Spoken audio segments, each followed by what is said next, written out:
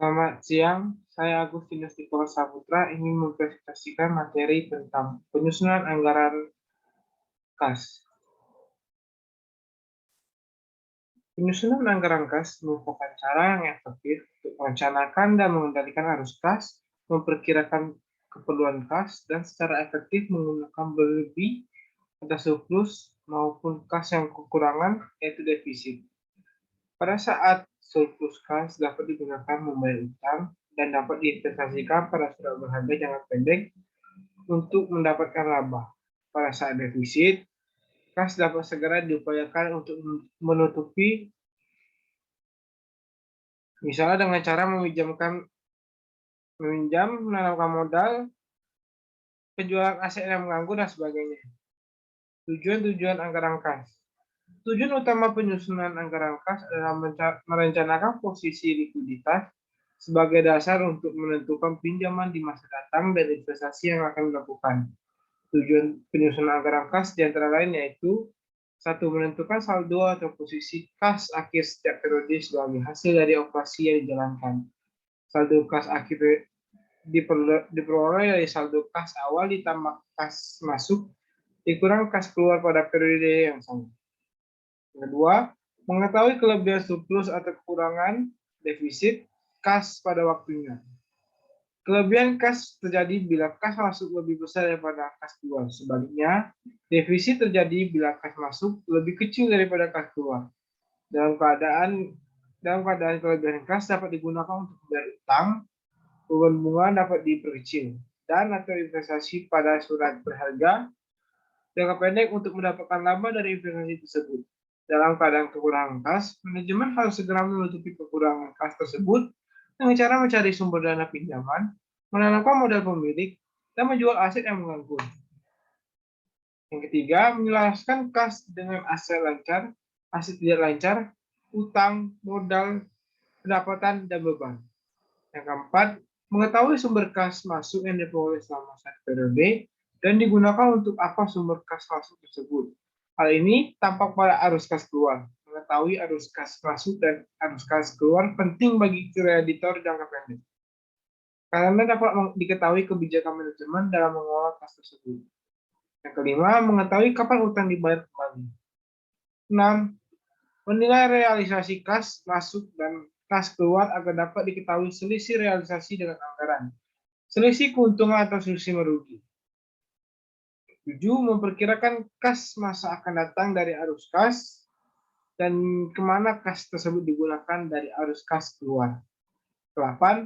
Menunjukkan hubungan laba bersih terhadap perubahan kas perusahaan. Biasanya laba bersih bergerak bersama tingginya tingkat laba menyebabkan peningkatan kas. Materi selanjutnya tentang kegunaan anggaran kas.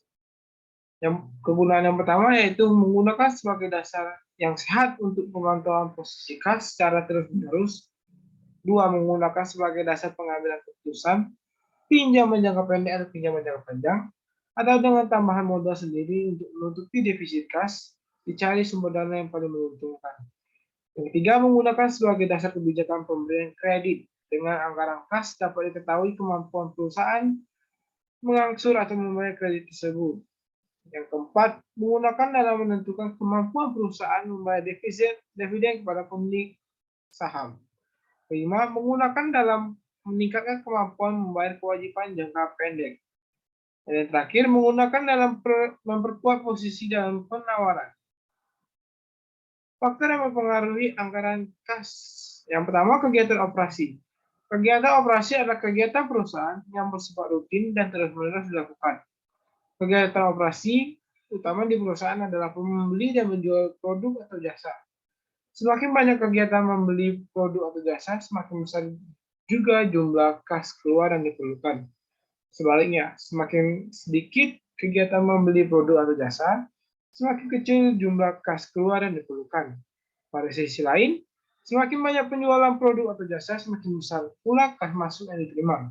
Sebaliknya, semakin sedikit kegiatan menjual produk atau jasa, semakin kecil juga pemasukan kas yang diterima.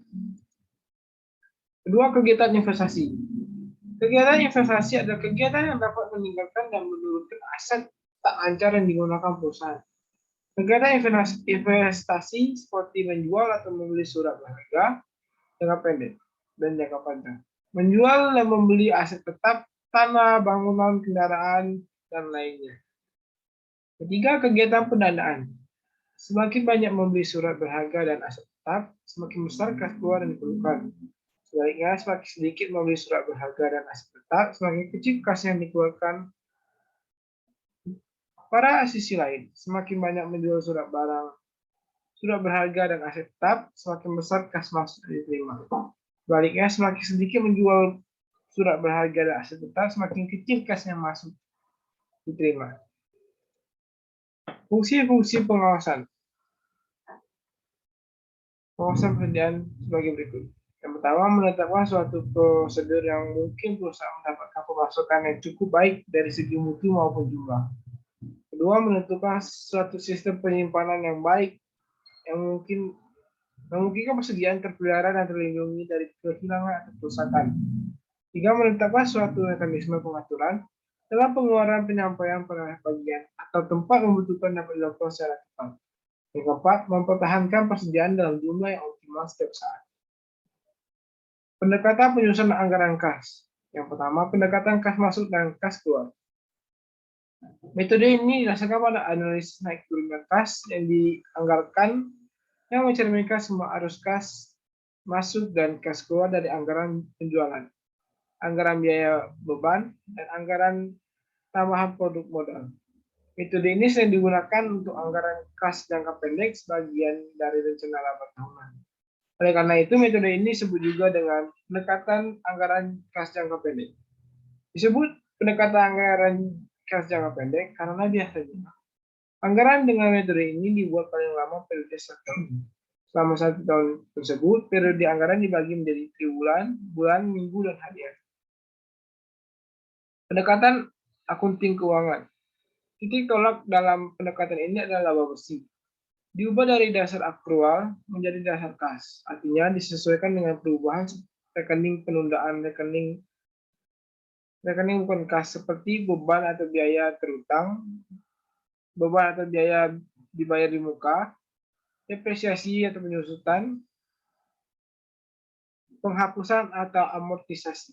Pendekatan ini tidak membutuhkan data yang rinci dan lebih sedikit rincian tentang arus kas masuk dan arus kas keluar.